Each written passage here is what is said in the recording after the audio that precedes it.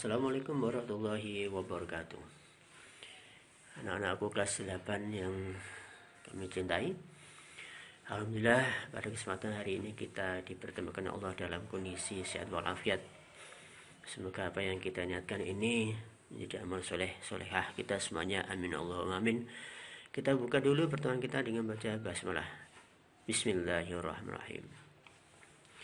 Pada kesempatan hari ini kita akan melanjutkan pembahasan kita tentang jaringan komputer. Seperti itu sudah kita ketahui bersama bahwa jaringan komputer itu adalah koneksi antara dua device atau lebih yang terhubung secara fisik maupun secara logika non fisik, sehingga bisa saling bertukar informasi.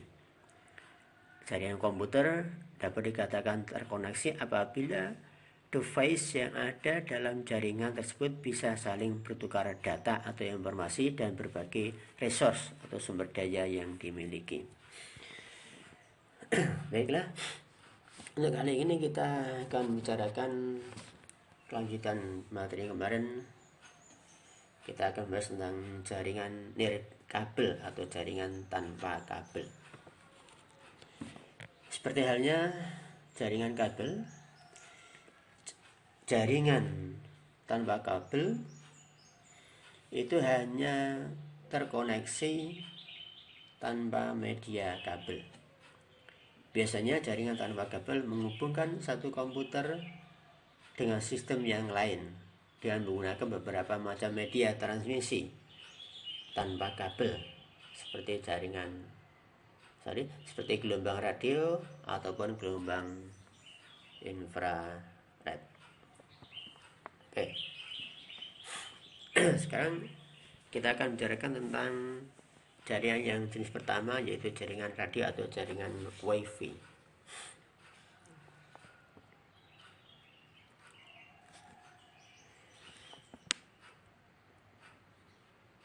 Oke.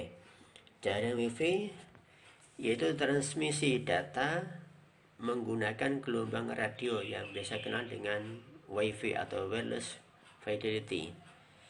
Sebuah alat WiFi dapat terhubung ke internet ketika berada dalam jangkauan sebuah jaringan nirkabel yang terhubung ke internet. Cakupan satu titik akses atau lebih disebut dengan hotspot. Di cakupan atau wilayahnya itu disebut dengan hotspot. Dapat mencakup wilayah seluas beberapa kamar hingga beberapa mil persegi. Cakupan di wilayah lebih luas membutuhkan beberapa titik akses atau akses point dengan cakupan yang saling tumpang tindih. WiFi menyediakan layanan di rumah, jalan besar, dan pertokoan, serta ruang publik melalui hotspot WiFi yang dipasang secara gratis atau berbayar. Organisasi dan bisnis seperti bandara, hotel, restoran biasanya menyediakan hotspot gratis untuk menarik pengunjung.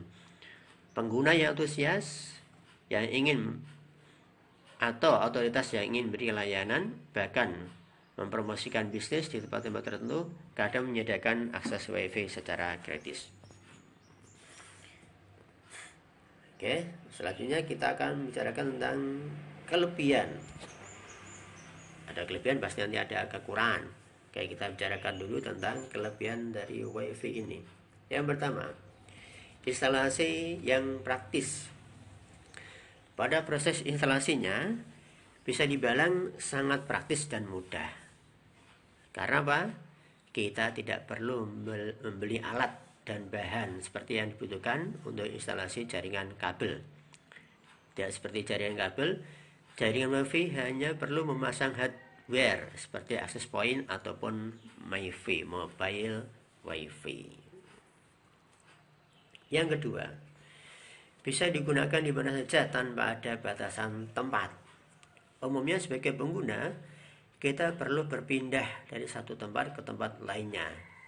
Ketika menggunakan WiFi, memiliki sedikit kebebasan dibandingkan dengan menggunakan jaringan kabel yang mengharuskan sebuah host terpaku pada satu titik saja. Bahkan jaringan WiFi umumnya sering kita temui di tempat-tempat yang ramai dikunjungi seperti kafe, perkantoran, hotel, dan lain sebagainya. Sekarang yang ketiga, jangkauan yang luas. Meskipun termasuk memiliki jangkauan yang luas, WiFi tetap memiliki batasan juga, tetapi selama tersambung dengan jaringan spot tidak ada masalah. Yang keempat, kompatibel dengan berbagai jenis perangkat. Tidak hanya ponsel yang dapat terhubung dengan WiFi ini, karena perangkat lain misalnya laptop yang secara umum juga kebanyakan sudah terdapat wireless network adapter di dalam setiap unitnya, sehingga penggunaan WiFi ini sangat kompatibel untuk segala jenis perangkat. Yang keempat, koneksinya mudah. Kenapa dikatakan sangat mudah? Karena ketika kita mau terhubung dengan WiFi, cukup dengan sekali klik. Tidak seperti jaringan kabel yang biasa dibayangkan ribetnya. Anda yang harus mencolok konektor ke port Anda, lalu memasukkan setting secara manual. Dan menggunakan WiFi, kita hanya perlu sekali klik, sudah bisa langsung terhubung dengan jaringan internet. Itu tentang kelebihan dari WiFi. Nah, sekarang apa itu kekurangan WiFi? Nah, perlu kita ketahui, setiap ada kelebihan pasti ada kekurangannya. Oke, yang pertama, keamanan yang kurang. Kenapa demikian? Jaringan WiFi yang bersifat publik dapat dimasuki oleh siapa saja, dan bahayanya bisa dimasuki oleh pengguna yang memiliki kepentingan negatif. Berbeda dengan jaringan kabel yang terlindungi jaringannya dengan koneksi khusus menggunakan kabel. Meskipun jaringan WiFi dapat diperkuat dengan password yang dipasang, tetapi tidak menutup kemungkinan ada orang yang tidak bertanggung jawab yang membocorkan passwordnya. Ini hati-hati penggunaan WiFi atau pemakai WiFi, hati-hati ketika menggunakan WiFi. Kemudian yang kedua, kelemahan transfer data yang besar. Menggunakan WiFi tidak cocok untuk digunakan dalam mentransfer data yang berukuran besar. Nah, itu gambar, apalagi video, ya. Berbeda dengan jaringan kabel yang dapat mensupport data besar dan menggunakan kecepatan yang besar pula. Nah, sekarang yang ketiga, kekuatan sinyal bergantung pada kondisi cuaca. Jaringan WiFi sangat bergantung pada kondisi cuaca. Jaringan WiFi yang memanfaatkan udara sebagai penghantarnya, sehingga apabila cuaca dalam keadaan buruk, maka hal ini dapat mengganggu proses transmisi data pada jaringan WiFi tersebut. Yang Anda alami berupa sinyal yang tidak stabil dan lain sebagainya. Oke, sekarang kita akan bicarakan tentang bagian yang kedua. Ya, bagian kedua yaitu jaringan infrared. Jaringan infrared atau cahaya infrared. Infrared biasa digunakan untuk komunikasi jarak dekat dengan kecepatan 4 megabit per second. Dalam penggunaannya dalam penggunaannya untuk mengendalikan jarak jauh. Misalnya remote control pada televisi serta alat elektronik lainnya. Infrared yang dikenal dengan inframerah merupakan sinar elektromagnetik yang memiliki panjang gelombang lebih dari cahaya yang terlihat, yaitu antara 700 nanometer dan 1 mm.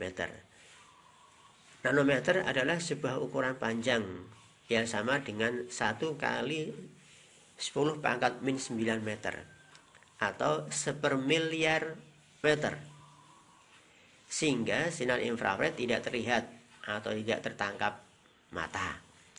Apabila dilihat dengan menggunakan spektroskop cahaya, maka radiasi sinar infrared akan terlihat pada spektrum elektromagnetik dengan panjang gelombang yang berada di atas panjang gelombang cahaya merah. Meskipun tidak tertangkap mata, tetapi radiasi dari panas yang ditimbulkan masih dapat terdeteksi oleh kulit. Oke. Nah, sekarang kita juga akan melihat tentang kelebihan dan kekurangan dari infrared. kelebihan infrared. Yang pertama, bisa dilakukan kapan saja. Karena apa? Karena infrared tidak memerlukan kehadiran sinyal dalam melakukan proses transfer data. Kapanpun kita inginkan bisa kita lakukan proses ini, ya. Proses ini bisa kita lakukan kapanpun tanpa ada sinyal pun nggak masalah. Kemudian yang kedua, cenderung mudah dan sederhana. Dan yang ketiga, tidak terkena biaya. Itu contohnya apa? Contohnya seperti kita menggunakan Bluetooth atau kita gunakan ini remote control untuk televisi, gitu ya. Contoh kemudian infrared memiliki kekurangan. Yang pertama, mengharuskan kedua lubang infrared yang berhadapan. Kalau nggak berhadapan nggak bisa. Hal ini dinilai cukup menyulitkan dan merepotkan. Nah, kemudian yang kedua, infrared sangat berbahaya bagi mata. Harus bisa diantisipasi supaya sinar infrared tidak terkena mata kita. Ya. Jangan main-main dengan infrared ini, berbahaya. Kemudian yang ketiga, cenderung lebih lambat. Ya. Bandingannya apa? Jika dibandingkan dengan media transfer data yang lain, ya, seperti Bluetooth. Baik, demikian pembahasan kita pada pagi hari ini tentang jaringan nirkabel. Kita akhiri pertemuan kita dengan baca alhamdulillah. Alhamdulillahirabbil alamin. Assalamualaikum warahmatullahi wabarakatuh.